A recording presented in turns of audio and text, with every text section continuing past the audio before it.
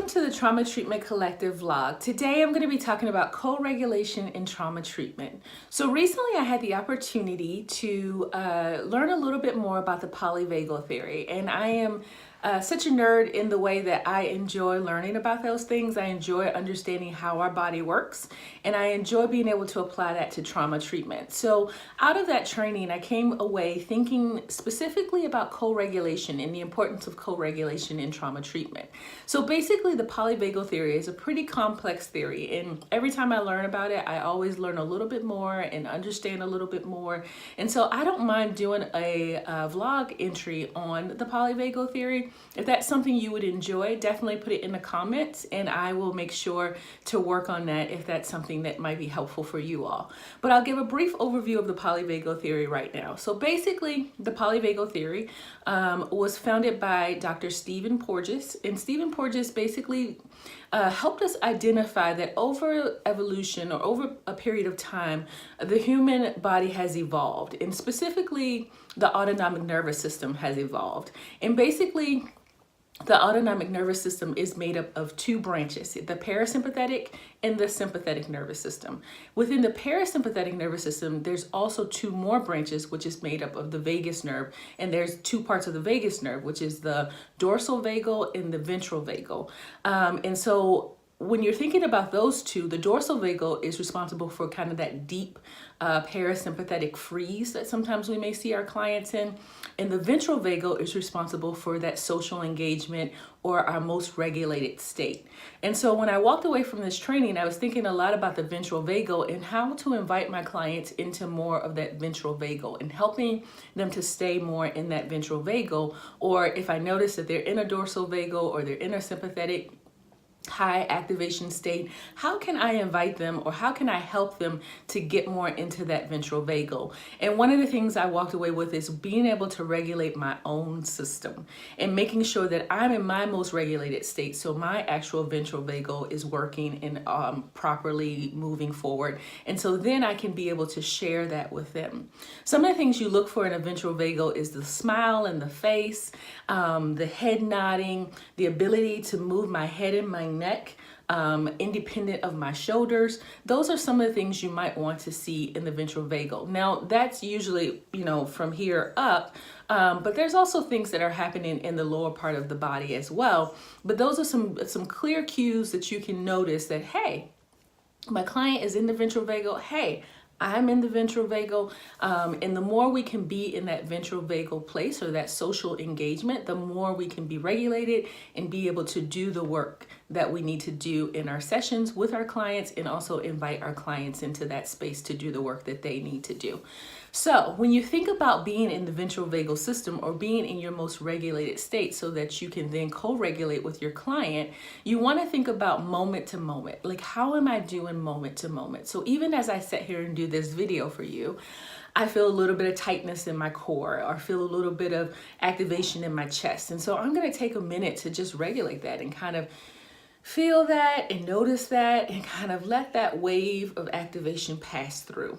And so being able to do that in sessions when you're with clients, noticing as you are getting activated or as you feel some maybe tightness or tension or heart palpitations or anything that kind of tells you that you're in a more activated state, or maybe you're in a more activated state as far as being in the dorsal vagal, which is more of that frozen state or just kind of feeling a little disconnected from the session. You want to do things that are going to help you to re-engage. So that may be kind of gently turning your eyes and noticing your space. And sometimes I will kind of look out the window and kind of just notice the trees and notice what's going on. And then I'll turn back and kind of re-engage with my client. That helps me to stay in that more regulated space. So I'm giving myself permission to kind of gaze out and gaze back in.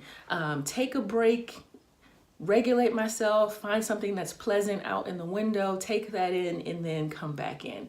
Or maybe I may put my feet on the floor and just kind of do a little bit of grounding and settling. Or maybe I notice my back against the seat, or I notice my bottom in the chair. Again, these are all things that are helping me moment to moment in session regulate.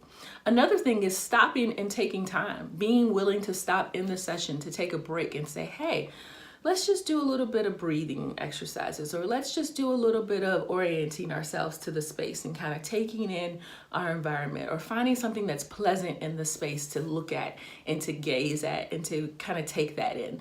I think this is really great if you're noticing that you're getting activated in the session. This will help you to be able to help your client kind of see what it looks like to stop and to take care of yourself in the moment of whatever is going on, and being able to model that for your client. And the last thing is creating a container or a safe space for your client.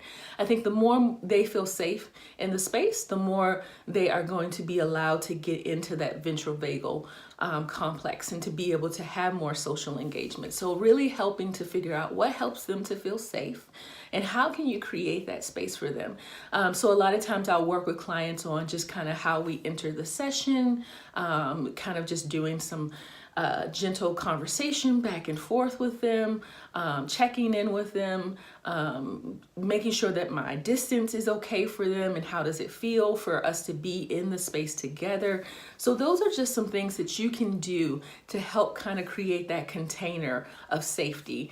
And then being able to track your client. So if they're getting really activated or really kind of upset about something, you want to be able to kind of stop and say, hey, I'm noticing that this is a lot for you. How are you doing? What can we do to help you through that?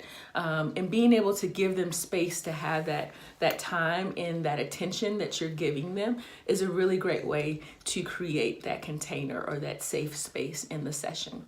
So when you're thinking about co-regulation, you definitely want to do it moment by moment and really taking care of yourself in the session and really taking time to regulate yourself, giving yourself permission to look out into the environment and take the environment in, also giving yourself permission to ground and do those kinds of things in session that are helpful for you. The second thing is taking time, like actually stopping the session and saying, hey, let's take a minute and just do some regulation. I think that's really great modeling for your client.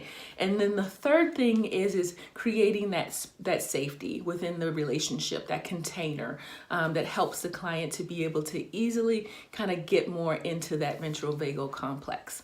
So again, if you want to hear more about the polyvagal theory, definitely let me know in the comments, and I'd love to talk a little bit more about it and share a little bit about what I've learned. But for now, that's a little bit about co-regulation and how to do that in trauma treatment. Take care and have a great day.